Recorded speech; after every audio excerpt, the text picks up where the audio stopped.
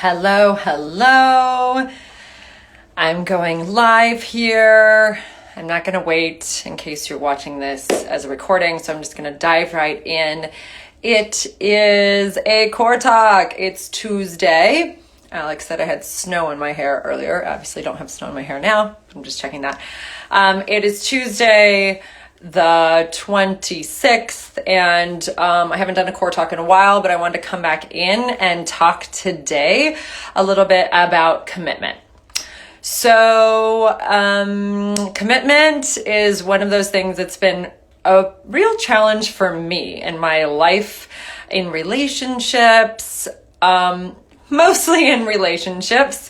I would say that it took me a long time. I didn't get married until I was 39, and it took me a ton of time to feel safe enough and comfortable enough with with having a long-term commitment. Short-term commitments, I'm very good at. I would say that when I'm in something, when I'm in the moment, I am hyper committed to things. I go all out. I'm a 100% efforting type of person. And that's part of why commitment has been a challenge for me in the long term. But when it comes to something that is, like the marathon, I'm more of a sprinter, the marathon runner, or committing to a long-term job, or committing to a corporate job, or something that has a longevity to it, that issues for me have come up. So as I've been thinking about commitment, I wanted to tap into commitment when it comes to the body. Because one thing I've found during this pandemic that has helped me so much, it's helped my physical health, it's helped my mental health, is my commitment to staying steady in my wellness routines and what it takes for me to stay committed, because it takes something beyond myself to really make that commitment. So going back to the fear of commitment, why does it take so much? I've figured this problem out. Why does it take so much to actually commit and feel safe in commitment? So the major fears underlying commitment, and you can just check off which one of these 4 fears makes the most sense to you or for you if you have a fear of committing to something. The first fear is the fear of failure. Now, we've heard this over and over again, but it's a real thing. Most of us who want to do well, right? Most of us type A people, we want to know that when we do something, it's going to be done well. We're not okay with half-assing things. We're not okay with saying we're going to do something and it not happening. I'm the type of person who does not want to be a flake. It's my number one pet peeve in any friends of mine. It's very hard for me, and my friends know it, the ones who are much more comfortable with saying they're going to do something and then, change their mind. And that's totally their right. I have such a hard time with that. And I feel very guilty when I do that. And I pass judgment on myself, and I pass judgment on other people. So if I'm going to commit to something, I want to know I'm following through. Okay. So that's part 1, fear of failure. If I fail, I'm going to feel bad. I'm going to feel bad to the other person. I'm going to feel bad about myself. The second fear is the fear of pressure. The moment you commit, you are probably committing to something outside of yourself, and an added pressure is there. There's a pressure again to see this through. What does commitment mean? It says I'm going to be here. I'm going to do this, right? Like getting married is not saying, oh, I'll be with you for as long as I feel like it. It is, I am committed to you even when it's hard. And the even when it's hard part tends to feel like pressure for some of us, right? And so that pressure then makes us do this, and we don't want to have that on top of us. There's already too much going on. The third fear that comes up with commitment is the fear of missing out. FOMO. So this is a challenge for a lot of us. And especially when it comes to relationships. I know for me, very hard. If I'm going to commit to this one person, might be missing out on other things. I'm missing out on my alone time. I'm missing out on spending time with my friends. I'm missing out with maybe somebody else who's out there. And maybe that means I'm never going to be with anybody else again. That's a fear of missing out. Right? And then our fourth fear is actually the fear of success. So when we commit to something, we give ourselves the chance to be successful with it. Then what happens? If I'm successful, let's say we're going to use the example of getting in shape. Getting in shape. That means different things to everybody, right? For some people, it might mean running a 6-minute mile. They're committed to doing that. Okay. So they're committed to running a 6-minute mile. They do all the things that they've said they're going to do to get to that point. And now they've run a 6-minute mile. Well, what does that mean? Now I always have to run a 6-minute mile. I've just raised the bar. And that goes back to fear of pressure. Now there's more pressure on me to always perform this way. Right? And there's more pressure on me to, no. And then if I don't, there's the pressure on me to see that through and continue at my 6-minute mile. And if I don't, then I'm a failure, right? So it's this cycling of being afraid of failing, being afraid of the pressure that comes with it. The fear of missing out plays into it too when you're in that commitment. So you're committed to running that 6-minute mile.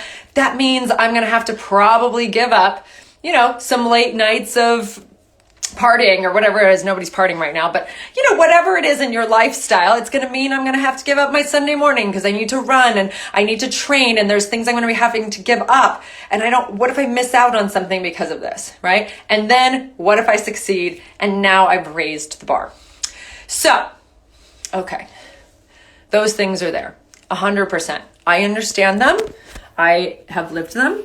I'm going to get my notes here. And I've also seen, after committing to my husband, being in a committed relationship where I felt safe to commit, that commitment, same thing with my workouts, which I'm going to talk about in a second, that commitment provides some support for your life and your brain and your clarity and your calm that is not available without it. You cannot have the stability, the calm, the ease, the alignment that you seek without some form of commitment. So going back to my fear of commitment with my husband, and the reason I was able to commit is because he really offered me a realistic view of commitment. So I tell the story, I'm sending an email out tomorrow, you'll see it in the email, where we were about to, Pete and I had been together for a few months, and my mom was getting ready to buy tickets for Christmas time to go to California. And I think it was around October that she was pushing me on this, is Pete coming? Is Pete coming? Oh, the pressure of that. That's a commitment. They're going to buy a plane ticket for Pete to come out. And, what if we're not together in a few months? So he really set it up for me, which was beautiful. And he, wrote this contract out. He made me sign it, which I thought was great. He really understood me. And the contract said something like, I am going to go on this trip. It's going to be great. And if for some reason things don't work out, it's going to be okay. So the first step to commitment is giving yourself, you removing and accepting and being okay with failure, you being okay with the quote pressure and taking the pressure off yourself, you being okay with success and potentially deciding that that's fine. I did a 6-minute mile today. Great. I know I can do it. And I am in choice. I can maybe choose to do that again or choose not to do it. It's not failure. Fear of missing out, being okay with, you know what? Those things are going to be there. I don't need to do everything now. I'm committing to this now and it'll be there. It's okay. And I trust that it's going to be there. So when my husband gave me that out, if you will, I could more easily step into commitment and I felt safe. So I want to know what your out is that you need to give yourself. Can you relieve yourself of needing to be perfect? Maybe you'll fail. Maybe it's not going to be the ideal experience you're going to have. Can you relieve yourself of the pressure, relieve yourself of fear of missing out, and relieve yourself of the fear of success? Okay, that's your choice. You can do that. And what I've noticed as I have stepped into commitment is that there are a few things that have emerged that have been very healthy for me, mentally and physically. One is consistency. Consistency in your life allows you to be in a beautiful routine, a ritual, something that feels calming and stabilizing. So when you decide, I've decided to commit to my workouts, and I'm going to tell you how to commit, because there's a way to commit. Doesn't mean just say you're going to do it. Commit to my workouts, and there's a consistency, and I don't have to worry. There's actually pressure relieved. I don't have to think every week that I'm not going to do this, or I have to find time to work out. No. It's there, and it's very calming. There is a connection to self when you commit to something, because you actually have to deal with yourself. When you run into the hard parts, you are not allowing yourself to run away and hide and just go back into your habits. And so your connection to self happens with commitment. There's so many days when I was a dancer, there were a ton of days when I didn't feel great in my body.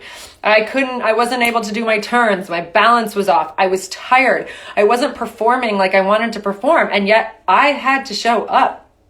And when I showed up, I learned every time I showed up, even though it was hard, I learned that it was okay. It didn't have to be perfect. You just have to keep coming back.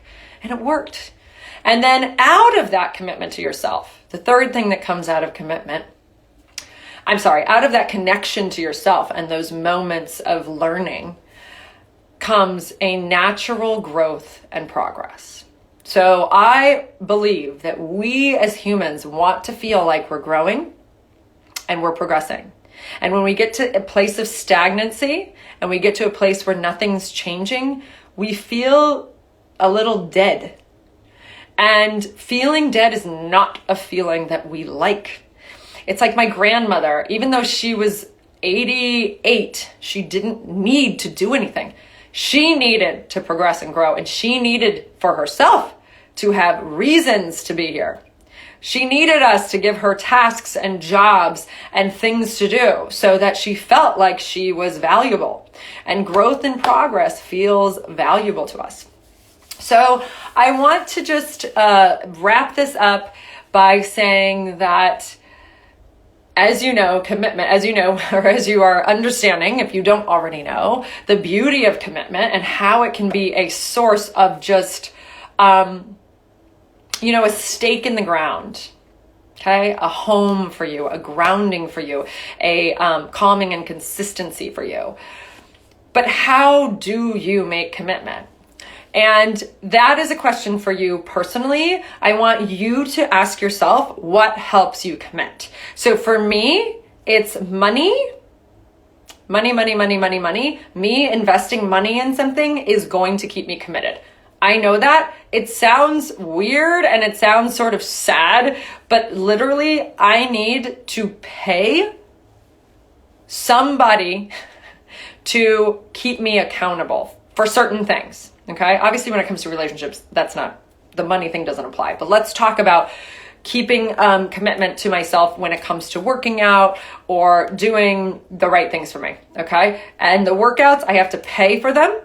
And I have to have somebody there on the other side watching me, seeing me, who I'm showing up for. As sad as it is, I'm not going to go. Even if I put it on my schedule, you could schedule things. You can block out time, but are you going to do it, right? So for me, even if I put it on my schedule, it's not going to be done. It will be pushed off to the side. I have to pay for it. I have to sign up for a class. I have to know that somebody is on the other side watching me. I personally cannot do a live stream where the teacher doesn't see me. That's not motivating enough for me. Probably doesn't cost enough for me. If I paid a gym membership that was $40 a month, I'm not going to go. I know that about myself. I have to invest deeply financially and then with my time. So with that, I want you to ask yourself what helps you commit. Maybe it's doing it with a friend, right? You might be fine with paying for something, a class, and not showing up. Or you might not even have, maybe it's you don't have the money to do that right now. So your commitment comes through a different way. You're going to show up for a friend. Okay, there's a book, I think it's called, oh my gosh, I can't remember what it's called, Nudge.